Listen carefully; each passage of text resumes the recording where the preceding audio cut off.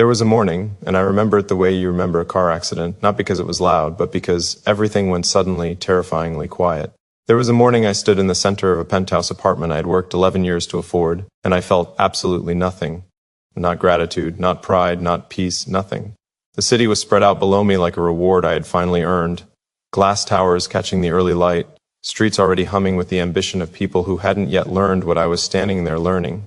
A coffee I hadn't touched growing cold on a marble counter that cost more than my first car. And I stood there, in the silence of everything I had built, and the silence felt like a verdict. I want you to sit with that for a second before we go any further, because I think you know that feeling. I think some part of you has felt it too. Maybe not in a penthouse, maybe in a car after a promotion, or in a hotel room after a deal closed, or at the end of a year where everything went exactly the way you planned it. And you looked around at all of it and thought, is this it? Is this the part where I finally feel it? And you didn't, and you told nobody. I built the resume before I built the character. I want to be honest with you about that because that's what this is, honesty. Not the polished kind. Not the kind you put in a LinkedIn post at the end of the year with a sunset photo and a caption about gratitude. The uncomfortable kind. The kind that costs you something to say out loud. I built systems before I built relationships. I built a brand before I built self-awareness. I built a reputation as someone who had it together so thoroughly, so completely, that I forgot I was performing it. I forgot there was a difference between the man people saw and the man I was when the phone was face down and the door was locked and there was no one left to perform for. I was 23 when I decided that achievement was the answer to the question I hadn't yet learned how to ask. The question wasn't, how do I become successful? The question, the real one, the one burning underneath all of it, was, how do I become someone worth loving? But I didn't know that yet. So I answered the wrong question brilliantly for over a decade. I thought discipline was strength. So I built it ruthlessly. 4:30 wake-ups, cold water, no excuses. I thought productivity was purpose. So I optimized obsessively. Time block calendars, habit stacks, output measurements. I thought achievement was identity. So I achieved endlessly because the finish line kept moving and somehow that felt like progress rather than warning. I thought if I became impressive enough, indispensable enough, successful enough, the emptiness would eventually fill. Here's what I learned. The emptiness doesn't fill. It expands. It learns to hide. It gets very good at wearing the mask of ambition. And the world rewards that mask beautifully. The world shakes your hand and calls you inspiring. The world shares your story and quotes your success. The world gives you more stages and more microphones and more opportunities to perform the version of yourself that everyone has decided is worth celebrating. And you stand up there under the lights and you perform it. And you are very, very good at it. And afterward, in the car alone, driving home to the apartment you earned, you feel it again. That hollow, that question you still haven't answered. Wait, before you scroll, I need you to stay here with me for a moment, because I know the reflex. I know the urge to skip ahead to the part where everything gets better, where the lesson arrives wrapped up and clean, where the transformation is inspiring and consumable and doesn't make you feel too much. I know that reflex because I lived it. I consumed content like that for years, looking for the shortcut to the feeling, the technique that would finally make the inside match the outside. Stay with me. The discomfort is the point. Her name isn't important. What matters is what she was, which was present, not performing presence, actually present. The way a person is present when they've stopped trying to manage how they appear, when they've made some private peace with their own complexity and stopped needing other people to mirror back something flattering. She wasn't dazzled by any of it. Not the apartment, not the reputation, not the performance. She would look at me, and I mean look, the way people almost never do anymore, the way that makes you feel simultaneously seen and terrified. And she would ask questions that had no safe answer, not what are you working on, but what are you afraid of? Not where do you see yourself in 5 years, but where are you right now? Actually right now, not the version you've prepared. I deflected for months. I am skilled at deflection. I've had professional grade training in it. I would answer her honest questions with achievements. I would respond to her emotional directness with logical frameworks. I would pivot, reframe, redirect, and she would watch me do it calmly, without judgment, and then she would wait. She was extraordinarily patient with the parts of me I was trying to hide, and that patience was the most destabilizing thing anyone had ever done to me. I thought love was conditional. I want to tell you where that started because I don't think I'm alone in this, and I think the silence around it is doing enormous damage. I learned early, not from cruelty, mostly from absence, from the subtle mathematics of attention. I learned early that love was something you earned, that presence was a reward for performance, that the version of me that was struggling, uncertain, asking too many questions, needing too much, that version was a problem to be solved, a phase to move through, not something to be met with patience. So I solved it. I became competent. I became useful. I became the person who didn't need much, who handled things, who showed up prepared and composed and ready to deliver. And people loved that person. They relied on that person. They celebrated that person. And slowly, so slowly I didn't notice it happening, I stopped being able to locate any other version of myself. The performance became the identity. The mask became the face. And then she asked, "How are you really?" And I opened my mouth to give her the answer I always gave, the calibrated, competent answer, and something in me just stopped.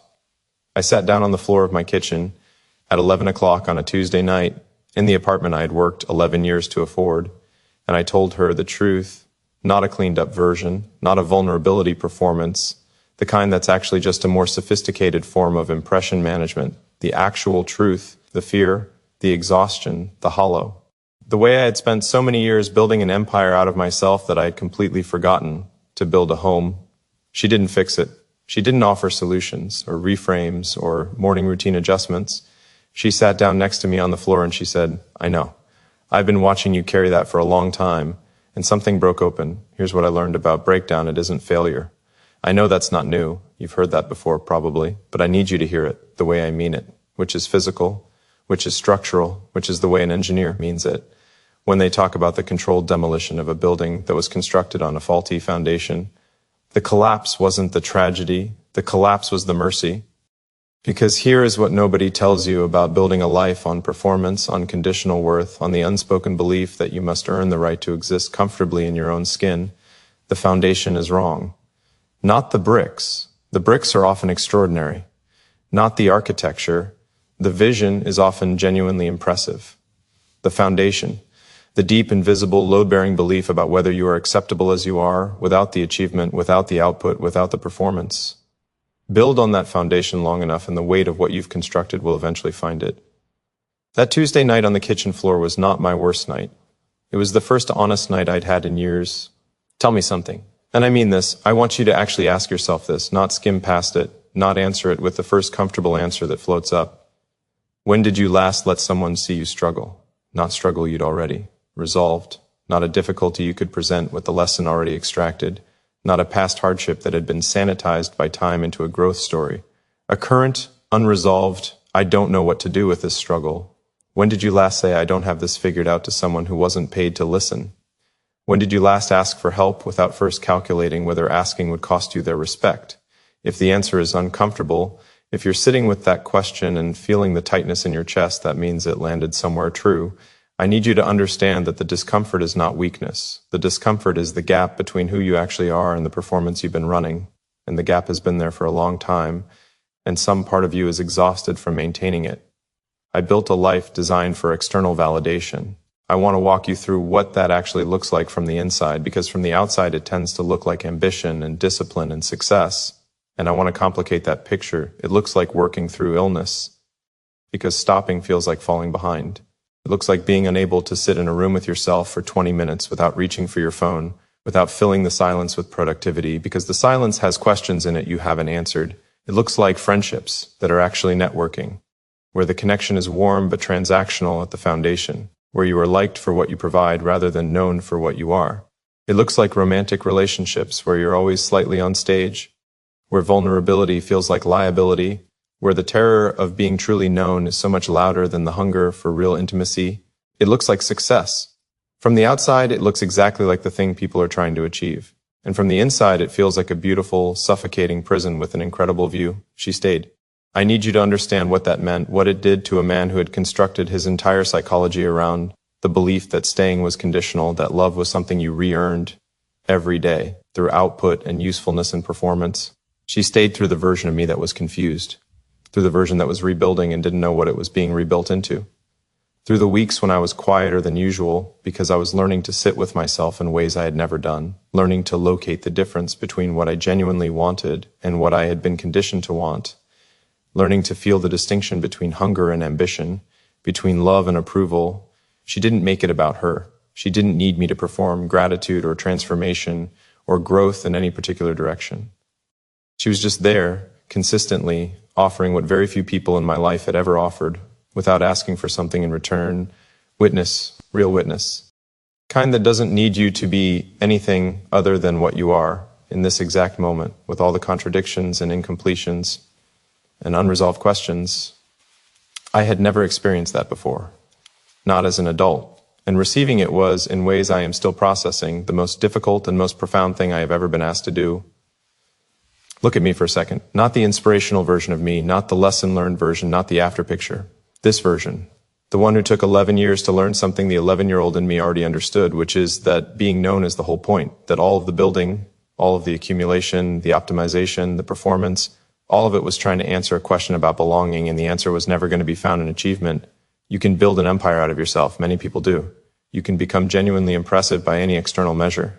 You can have the resume and the reputation, the revenue and the apartment and the car and the network and the output and the influence, and none of it will answer the question. The question is, am I allowed to exist fully, exactly as I am, without performing, without producing, without earning it?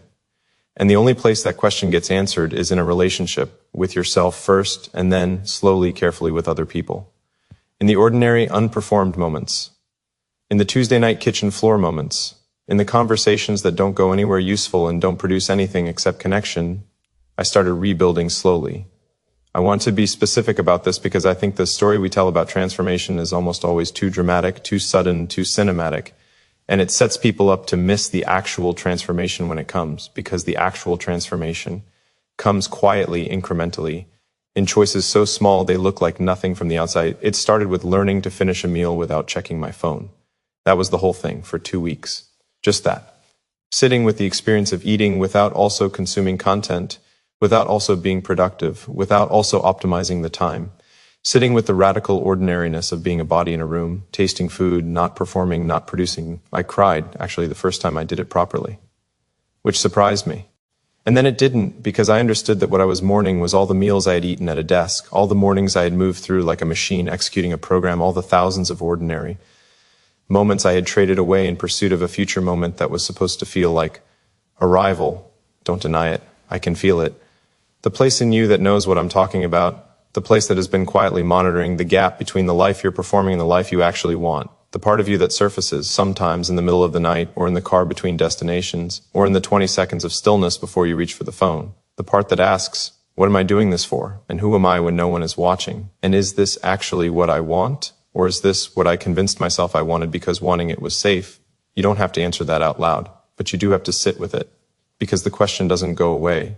You can suppress it, optimize around it, drown it in achievement and content and noise. I did this expertly for over a decade, but it doesn't go away. It waits. And eventually, when you're standing in the center of everything you built, it surfaces, and it's better to meet it deliberately than to have it meet you in collapse. Here is what I learned about presence. And this is the thing I wish someone had said to me at 23 before I built the empire, before I spent a decade pouring concrete on a faulty foundation. Presence is not the absence of productivity. Presence is not lazy. Presence is not unambitious. Presence is the only medium in which anything real actually happens. Every relationship I had ever mattered in, every conversation that changed something, every moment of connection that I still carry, every experience that felt genuinely alive, happened in presence. Not in productivity, not in optimization. In the unremarkable, unscheduled, unoptimized moments when I was simply here, with nothing to prove, offering nothing but attention. The morning you sit with someone in comfortable silence and it's enough, the phone call with no agenda that lasts 3 hours. The walk where you're not exercising, you're just walking. The meal where nobody is performing, everyone is just eating and talking and being, and the light is ordinary and nothing is notable, and somehow it becomes one of the evenings you remember for the rest of your life. This is where life is. Not in the highlights, not in the achievements. In the unremarkable texture of days lived in genuine attention. I had to dismantle some things I was proud of. I want to be honest about that part because the reconstruction narrative usually skips it. The heroic story goes, I was lost, I had an insight, I changed. But the actual story includes the grief of giving up an identity, even a painful one.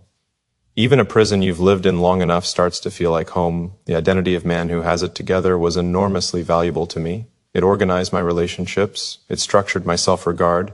It gave me a legible role in every room I walked into. Giving it up, not all at once, but brick by careful brick, felt like exposure. Like walking into a room and not knowing what I was there to offer. There were weeks when I didn't know who I was without the performance. Weeks when I'd start to say something honest and the reflex would kick in, the reframe, the pivot back to competence. and I would catch it and choose differently, and it would feel wrong in the way that choosing health sometimes feels wrong when you've been sick for a long time. She watched me do this. She didn't coach me through it or celebrate every step. She just kept being present in the way that was becoming my model for what presence looked like. Consistent, unperforming, real. I want to tell you about the altar, not a religious altar. Stay with me. I mean, the thing at the center of a life, the thing everything else orbits, the thing you actually serve even when you claim to serve something else. Every life has one. Most people never examine theirs. I'd built an altar to impressiveness. Every decision ultimately filtered through the question, does this make me more impressive? Does this compound the reputation, the achievement, the performance? And I had called it discipline, and I had called it purpose, and I had called it ambition, and it was those things partially in the way that a tumor is partially just tissue. But the altar was wrong. The thing I was actually worshiping, the deep structural choice around which my days were organized, was external approval, the need to be seen as exceptional.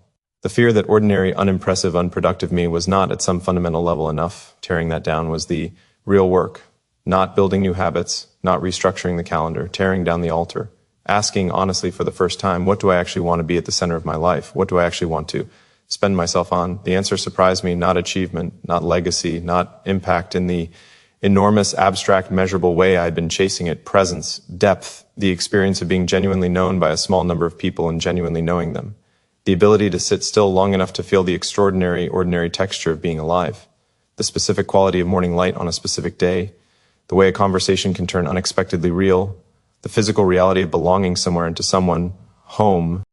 I wanted to build a home, not the apartment, something internal, a place inside myself that was stable and honest and livable, that didn't require performance to maintain, that could house the full complexity of who I actually was without needing to manage or curate or optimize any of it.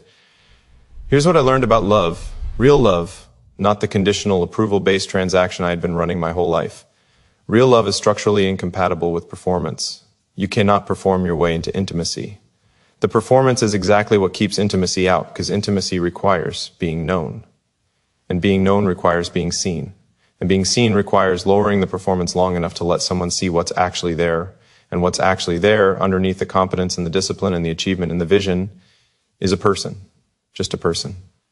With fear and confusion and grief and hunger and contradiction and all the unresolved edges that every human being is carrying, always underneath whatever face they've decided to present to the world, she saw that person, that specific unperforming, unimpressive kitchen floor person.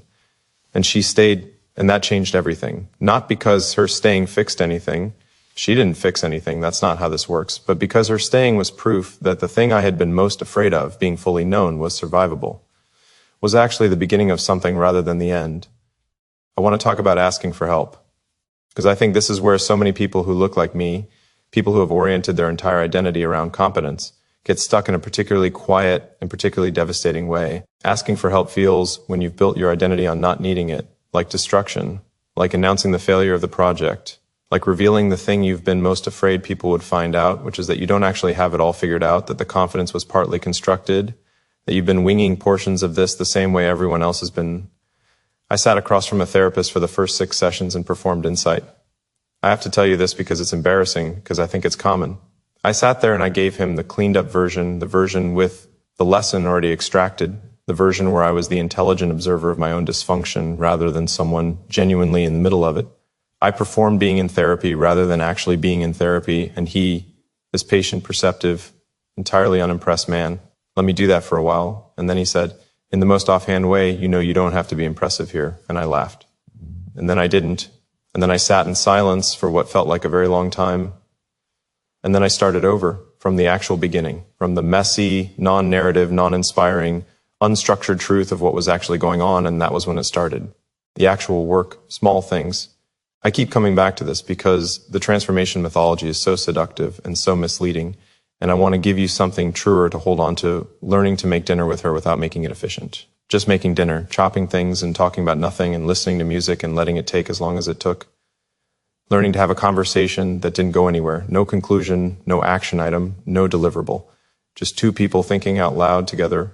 Learning to be sick without apologizing for it, without immediately building a plan to recover and return to productivity as quickly as possible.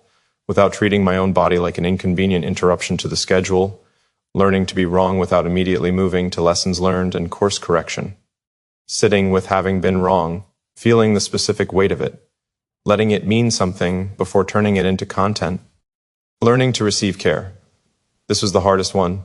Learning to be cooked for, to be checked on, to be asked how are you, and answer truthfully, to let people worry about me a little, to exist occasionally as someone who needed things rather than someone who provided them. The empire I built didn't disappear. I want to be clear about this because this story isn't a rejection of ambition. I don't think ambition is the problem. I think misplaced ambition is the problem. Ambition in service of the wrong foundation. Achievement as a substitute for belonging rather than an expression of it. The work didn't stop, the drive didn't die. What changed was the center of gravity when the altar at the center of your life is presence, genuine, unperforming, intentional presence. The work changes flavor. It's still serious. It still demands everything. But it's connected to something real. It feeds something that can actually be fed. The hollow doesn't expand because the hollow isn't being asked to do the thing it was never designed to do. You can build large things from a home. You can have significant ambitions and genuine presence simultaneously. The either-or was always false. That was the story I told myself to avoid the harder work of building the internal architecture that would allow both.